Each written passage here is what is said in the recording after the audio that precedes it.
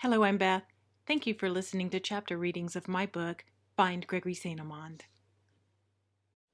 Find Gregory St. Amand. What Happened to My Son? A Memoir by Beth Harrison St. Amand. For Gregory. Color is a power which directly influences the soul. Vasily Kandinsky. Author's Note. When my son Greg died by suicide, he left no instructions on how to tell his story. By default, the decisions lie with us, his family. My husband Paul and other two children, Allie and Daniel, each gave me permission to write my own version of his story, and I did so with a strong sense of responsibility to maintain Greg's dignity while honoring his spirit of empathy and embracing the opportunity to encourage positive change from the ashes of our tragedy.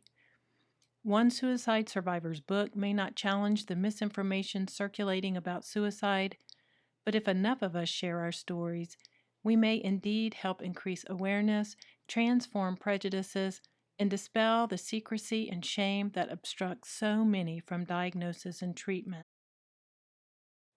Facebook proved an invaluable communication tool and creator of community during the hardest days of my family's life. Later, it became an avenue to shine a light on the difficult subject of suicide. Throughout the book's text are select postings from the original Facebook profile, Find Gregory St. Amand, no longer activated. Unless identified by the name or the initial of the writer, the posts are my own, with minimal editing and minus the attached comments that are too lengthy to include in the book, though they weave an incredible tale of love and support by themselves. I use my son rather than our son in much of the book because I write a personal account from my memories and perspective, which may or may not reflect Paul's.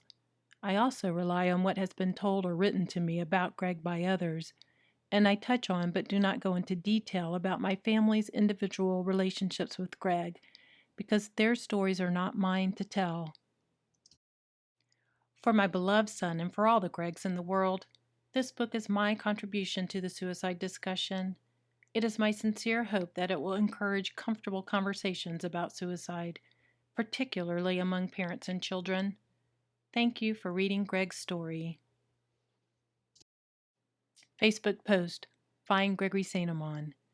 As part of my grief journey, I'm rereading and saving parts of this wall. Friends, I'm in awe of your support and action. As a family, we're incredibly grateful to you.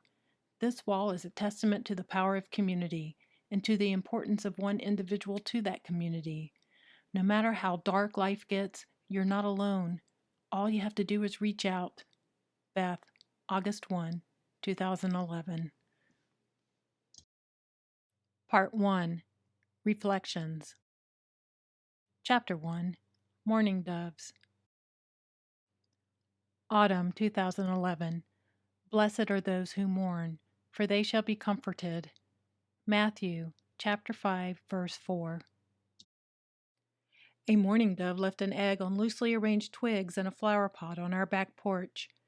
Precious cargo, I called the egg, and blocked the use of the exterior kitchen door with a stool to protect the sanctuary of the nest.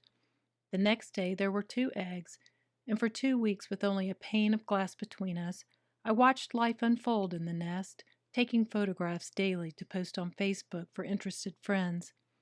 In a true parent partnership, the mother and father birds took turns incubating the eggs until hatched, and then alternated protecting and feeding the chicks as they grew into strong, handsome juveniles.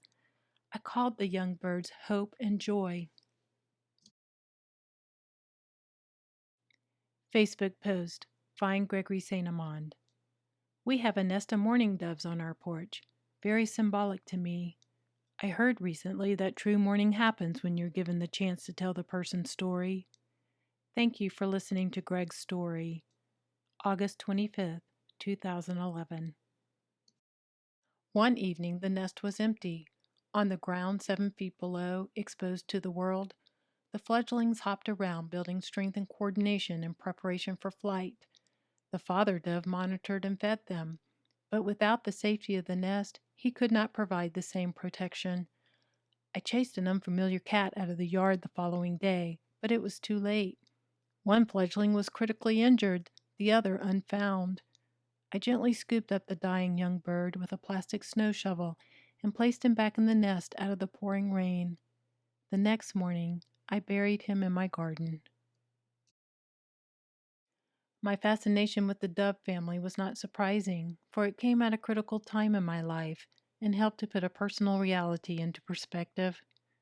The dove story was, in essence, my own story, shown to me when I needed it the most, 6 months after my own darling fledgling, 20-year-old Greg, died by suicide. Similar to the dove hatchlings, Greg was nurtured, protected, and supported by parents who gave him a chance for a healthy and normal life. And like the dove parents, circumstances beyond our control injured and killed our child. I needed to see that bad things happen to good parents. Facebook post, Find Gregory St. Amand.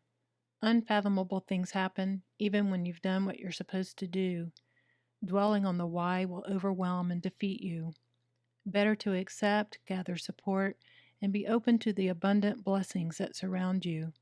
Thank you for being a blessing. February 25th, 2011. Here ends this reading of Find Gregory St. Amand.